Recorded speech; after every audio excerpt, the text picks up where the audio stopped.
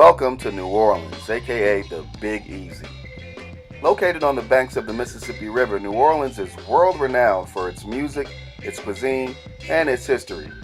An important city in the civil rights movement, the city was a stop on the freedom rides of the 1960s, as well as a key location in the founding of the Southern Christian Leadership Conference. It's also where 6-year-old Ruby Bridges was the first African American in the South to integrate an all-white public school. This rich civil rights history makes New Orleans the perfect place to pick up where we left off in Season 2 with our tour of important cities in the civil rights movement. We'll explore some interesting ties between New Orleans and the other cities we visited in a moment, but first, I'm dying to sample some New Orleans cuisine. We're starting out with lunch on Canal Street at one of the city's most popular restaurants, the Palace Cafe. Now, I know this is Creole country, but for some reason I had a craving for a burger, and the Palace's bacon cheeseburger did not disappoint. And the locally sourced fresh-baked French bread was a very nice touch. Located in the heart of Canal Street's shopping district, the outdoor patio at the Palace is an ideal place to do some people watching. You can check them out online at palacecafe.com.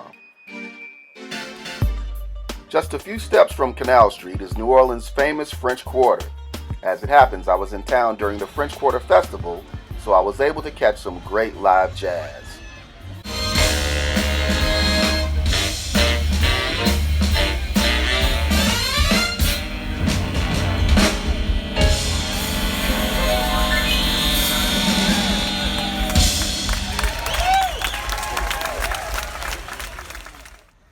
Alright, now you know what we're here for. It's time to do some digging. So I'm hopping on the number 11 bus for a ride down Magazine Street. One of the things you'll find on the bus's route is the National World War II Museum, formerly known as the D-Day Museum, which is located here in New Orleans as the Higgins boats used in many of the war's amphibious landings were designed, built, and tested right here in the Big Easy. This world-class museum is well worth a visit if you're in the area, and you can find out more by checking out the museum's website. A little further down Magazine Street, you'll find New Orleans' premier digging spot and our primary destination, Peaches Records. Now, Peaches is a large and full-service record store, so you'll find everything you'd expect for a proper digging experience. First and foremost, there's records. A large selection covering just about every genre you can think of. They've got plenty of 12-inch records and a good selection of 7-inch records as well. They've also got CDs, lots of them, and again, just about every genre is covered. And if you really want to keep it old school, they've got a large selection of cassette tapes as well. They've also got music and movies on DVD, and a large selection of t-shirts and other gifts and apparel. They've even got a small stage and sound system for in-store performances. One of the coolest things about the store is that it's actually located in an old Woolworth's, which amazingly still has the original lunch counter completely intact. Here to give you the scoop on the store and its history is my good buddy Lee. Alright, I am here at Peaches Records in New Orleans with my man, it's Lee, right? It is. Good morning, good morning. Thank you for taking the time to talk to me. So are you a manager, owner, co-owner? So Peaches Records has been in my family since 1975. My pop started the business, and then my mom took over in the 80s. And then my sisters and I pretty much run it now, the day-to-day operations. Mom is still around, of course. You'll see Mom here every day, but stop on any time. Tell me about the store. How long have you guys been here in this location? I understand you moved here from a different location. So, just like any business, there's been a whole evolution.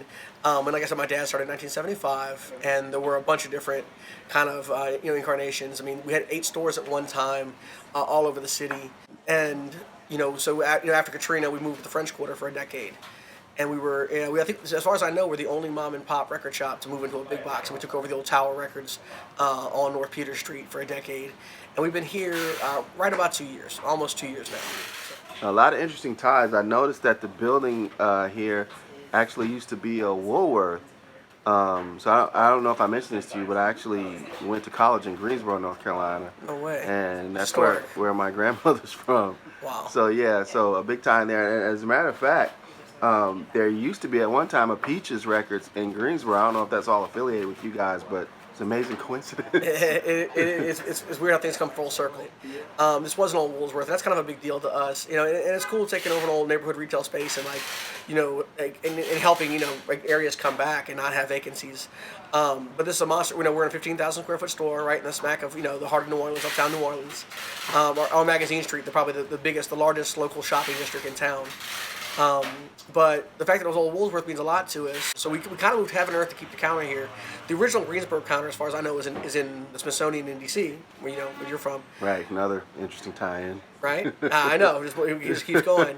But as far as we can find, you know, we're the only original Woolsworth counter in the original location. So before I let you go and get back to work here, do you want to say anything about what you guys may specialize in? I know you guys have an awful lot of New Orleans music here, and your sister and your mom mentioned, and I think you did too briefly, the relationship you guys have with the local hip-hop scene and Cash Money Records and No Limit Records and all those folks. Yeah, absolutely. So, you know, we've always tried to be more than just a record shop. You know, it was part of Dad's mantra that if art imitates life, and you're in the most musical city in North America, you know, one of the most musical cities in the whole world, then your local record shop should really be the epicenter for, you know, local culture. And that's kind of been at the core of our beliefs. So try to be more than just your everyday, you know, mom and pop record shop. And so Mother really took it upon herself to really help out artists. I mean, if you came in and had no idea what you wanted to do, but you were creative, she was going to take some time out to sit with you and maybe put you in the right direction, or help you contact some people, just to help, you know, help everybody out. And that really came through. So, you know, Mia X was working here when she met Master P before she signed No Limit Records. You know, Master P was always in here. The Cash Money guys, you know, almost like lived in the store. I mean, gambling on the video games and hanging out every day. You know, I think I met Lil Wayne when I was like, the first time when I was like 14 or 13 years old, and he was just coming in with the Cash Money guys and just hanging out, sitting on the stoop outside with us, you know. So, yeah, we always try to be a big part of the local music scene in New Orleans, and that's been a big part of our success, I think. I have to say I thoroughly enjoyed my shopping experience at Peaches, not only because of the history and their great selection of music and gifts, but mainly because of the people, who were by far the friendliest record store owners I've met. You should definitely stop by if you're ever in the city. For more information, you can visit them online at peachesrecordsandtapes.com. Alright, so before I head back to DC, I'm heading back to the French Quarter for dinner at Napoleon House Restaurant. I decided to keep it Creole this time and went with the jambalaya, a side salad, and of course, a couple of slices of French bread. You can check them out online at napoleonhouse.com. So that wraps up my quick tour of the Big Easy. Now you know where to go digging the next time you're in town. Be sure to tune in to the next episode of The Big Dig, where I head to the northern end of the Mississippi to Minneapolis, Minnesota. Until then, this is DJ D-Skillz signing off. Peace.